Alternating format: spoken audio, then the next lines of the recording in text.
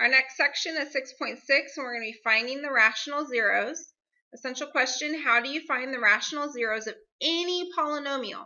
So right now you're only able to find the zeros of polynomials that are factorable, and then you can solve from there, or maybe a quadratic where you can use the quadratic formula, maybe something that's like a square, and so you're able to like take the square root of both sides. But now I'm going to show you for any polynomial that's out there, as long as it's rational zeros. So I'm not talking about complex zeros, and I'm not talking about maybe irrational. So rational zeros are like numbers that you would find on a number line, okay? Not irrational. Okay, there is a theorem that I'm going to go ahead and write, and then I'm going to explain to you what it means. So it is called the rational root theorem, or it might be called the rational zero theorem. Okay.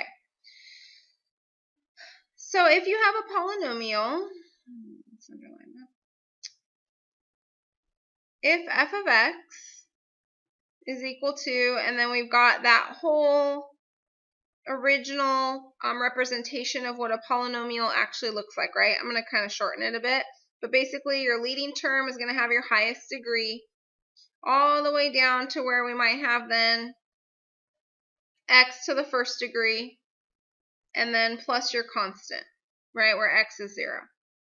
So if this polynomial has integer coefficients, so no fractions, it's got to be like those whole numbers, coefficient.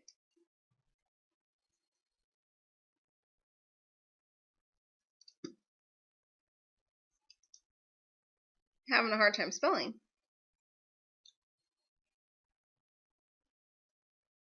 Then every rational zero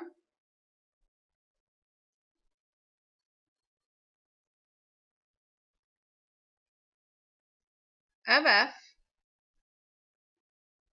has the following form.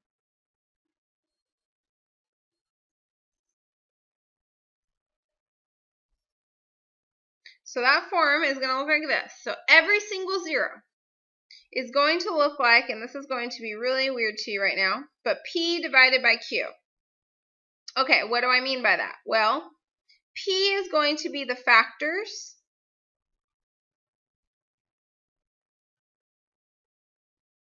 of a sub 0, or in other words, the constant term,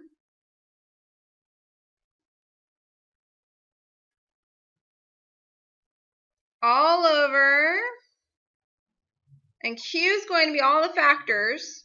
Okay, so when we're talking about just 1, 0, we're talking about one factor of the leading term, or a sub n. So that's the leading coefficient.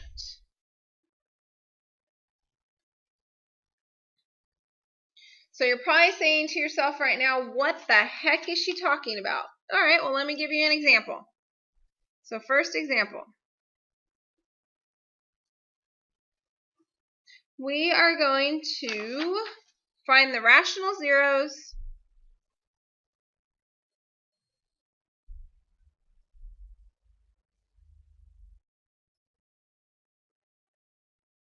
of this polynomial.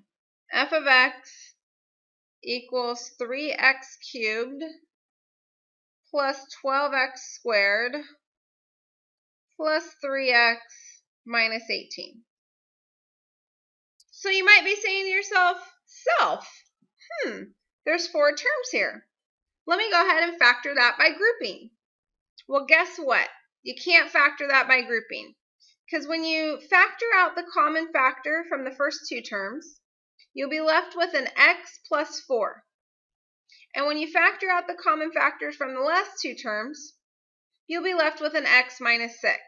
And guess what? That x plus 4 and x minus 6, not the same factor that you can then factor out later. And believe me, you can sit there and you can try and move these things all around. It's never going to happen. So what do?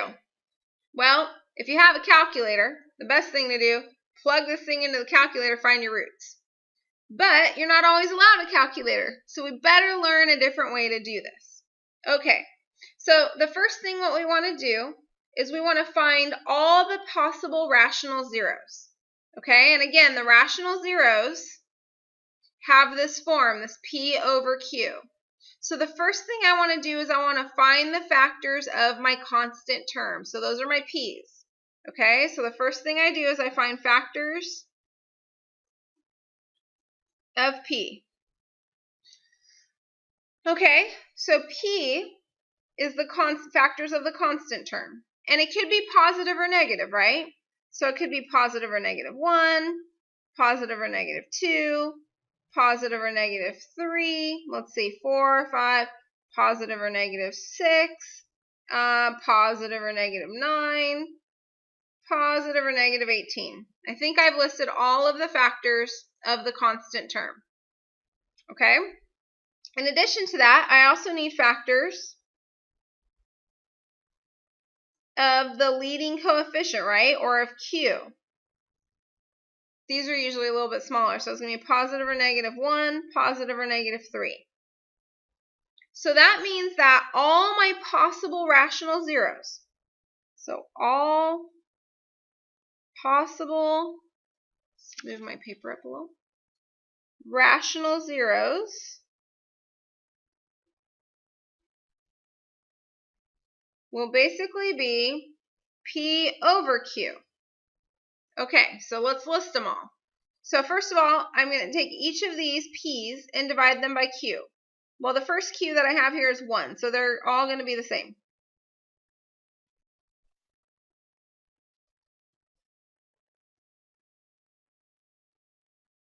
Okay, in addition to that, now I'm going to take all of those P's and divide by my second Q, which is this 3. So positive or negative 1/3, positive or negative 2/3. 3 divided by 3 is 1. I've already got 1 on there. 6 divided by 3 is 2. I've already got that. 9 divided by 3 is 3. I already got that.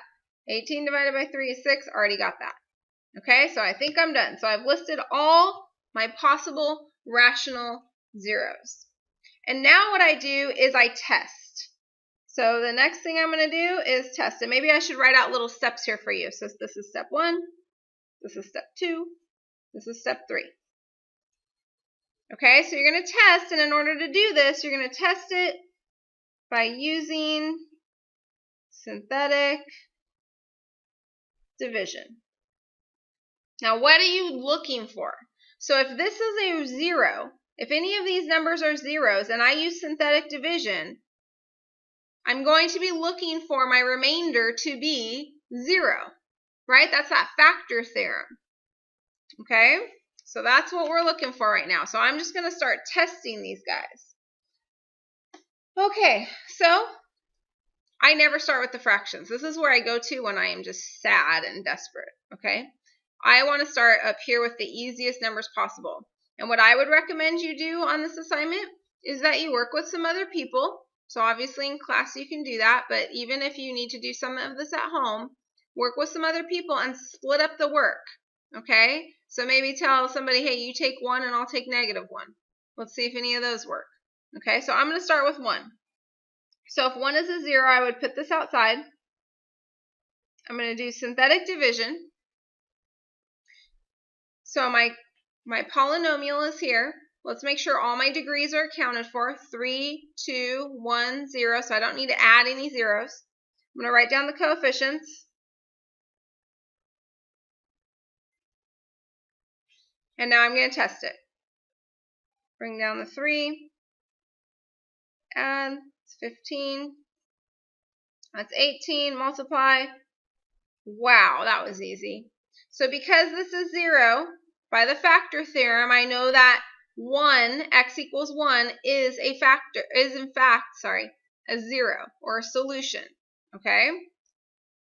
All right, so what am I left with? So I know that x equals 1. So I'll put therefore x equals 1. That's one of my solutions. Okay? From there, what am I left with? Well, remember, this is your constant term, your linear term, your quadratic term. So what I have here then, what's left is 3x squared plus 15 plus 18. So I have a quadratic. Once I have things in a quadratic form, it's pretty easy to solve. Worst case scenario, I use the quadratic formula. But maybe I can factor this. So let's see, I'm going to go ahead and set this equal to 0. I do see a GCM. I see that there's a 3 there. Let's pull that out. Oops, not 15, it'd be 5. Oh, and what happened to my x? It's hard. You guys aren't in class to correct me. So, sorry, there was an x there because that was the linear term. So, pulling out a 3, I get x squared. I get 5x plus 6. Now, are there factors of 6 that will give me 5? In fact, there are. 2 and 3 or 6 and 1. Both of those will work. Okay, now I know that both of these signs have to be positive, so everything's going to have to be positive, so I think 3 and 2 are going to be the answer here. Okay, so I'm going to go factor it a little bit more, so I'm going to have x plus 2 and x plus 3 equals 0. Now I want to find my 0, so I need to set each factor equal to 0. 3 doesn't have an x in it. I don't have to set that equal to 0. I'm looking for only the factors that have x's in them.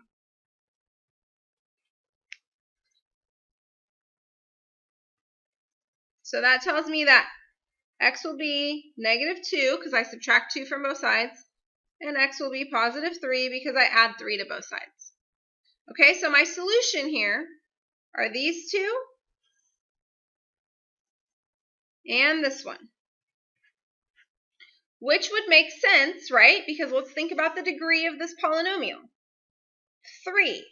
So the most, hopefully you're catching on to this, and I promise I'll cover this in a lesson, but if my highest degree is 3, then the maximum amount of zeros I can have is 3. That was an easy one. Let's do a harder one. Let's do one with a few more steps in it. So let's see. This was example 1. So how about we call this example 1A? I'm going to do another one because we want to give you some hard problems or harder examples, so that way when your problems are difficult, you have something to fall back on. Let's do a quartic. So this one's going to be f of x equals 3x to the 4th plus 11x cubed plus 11x squared plus x minus 2. Okay, so step 1 is to figure out what your p's and q's are. Okay, so remember minding your p's and q's? Now, this is where I always get confused. And so I'm going to try and help you, but it's quite challenging to remember. Because to me, P comes before Q in the alphabet. So I always think, well, the P should come before the Q, right? Well, it actually does, but it's the reverse way. Because think of this. This is x to the 0, right? And 0 comes before x to the 4th. So your p's are from your constant. Your q's are from any higher degree, right? Because again, x to the 0 comes before x to the 4th. Okay, so I'm going to list out my p's. And this time it's way shorter. So factors of 2 are positive and negative 1 and positive and negative 2. Factors of q, positive and negative 1, positive and negative 3. Whew, this is very short. So then my p over q's, let's see. Oops, let's put a little colon there. So we don't know what they're going to equal really. So let's see. I'm going to have everything divided by 1, which is just exactly the same thing that it already was. And then everything divided by 3.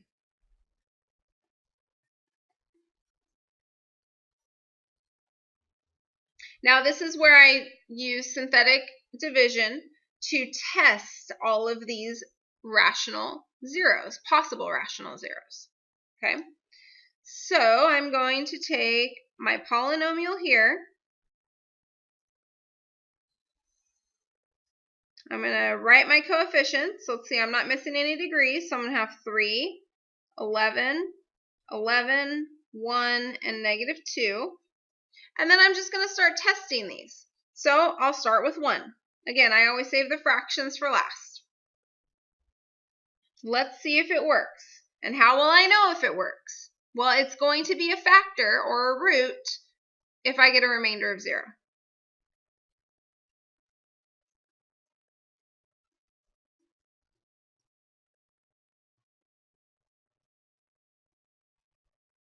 That's not going to work. Okay? So x equals 1, not a root. Okay? Not a root. All right, so 1 didn't work. So let's try again. And these can get pretty hairy. This can take a while. That's why I'm saying team up with somebody. Okay, so do it all over again.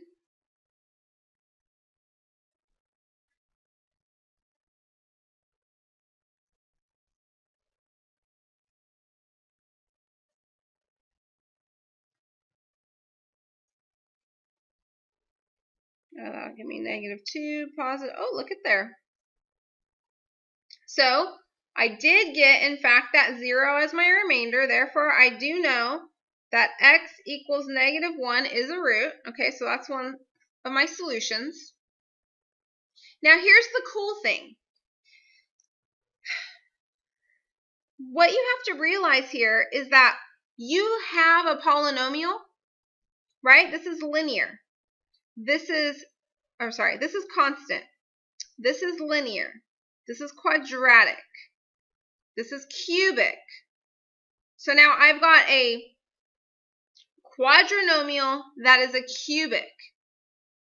Your goal is to get these things to be quadratic, okay? Because once you get it down to a quadratic, you can either factor it for sure or use the quadratic formula. Either way, you're going to be able to solve it. A cubic, not necessarily. Maybe factoring by grouping, but this would not be able to be factored by grouping, okay? So your goal, and I would write this somewhere on the side, get to be, and by quadratic, I mean x squared, right? And right now I'm at x cubed. Okay, so instead of rewriting all this and continuing to test my roots, I am just going to continue on. So now I'm going to test my next root. So my next possible root could be 2. Let's try it. Let's see if it works. So bring down the 3.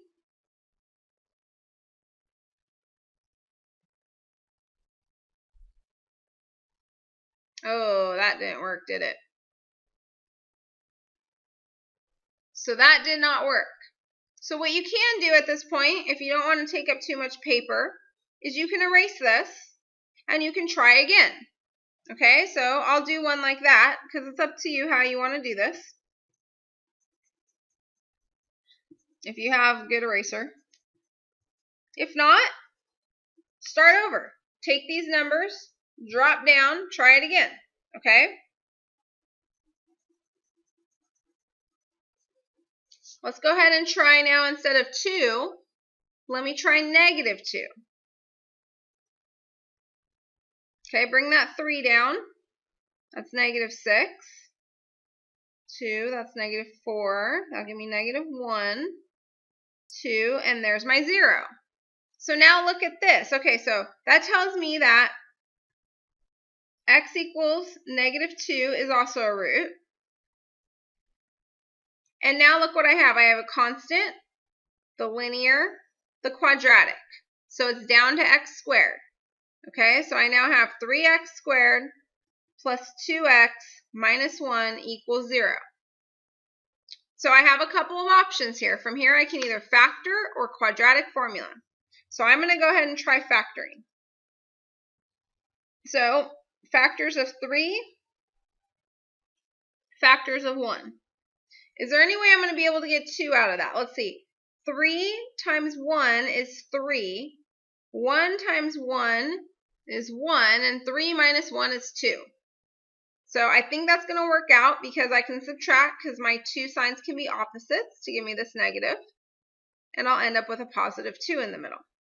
Hopefully this is very simple for you to factor at this point. If not, keep working at it, and I promise it'll get easier. But you have to practice. Okay, and I said I was going to use 1 and 1. So testing my inners and outers, I get 1x and 3x. How am I going to get 2x out of that? I'm going to subtract the 1x, which tells me that my inners need to be the negative, my outers need to be the positive. Now I can take each of those and set them equal to 0.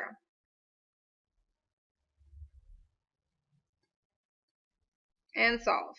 So you'll have x equals 1/3 and x equals -1. So those are my other two roots.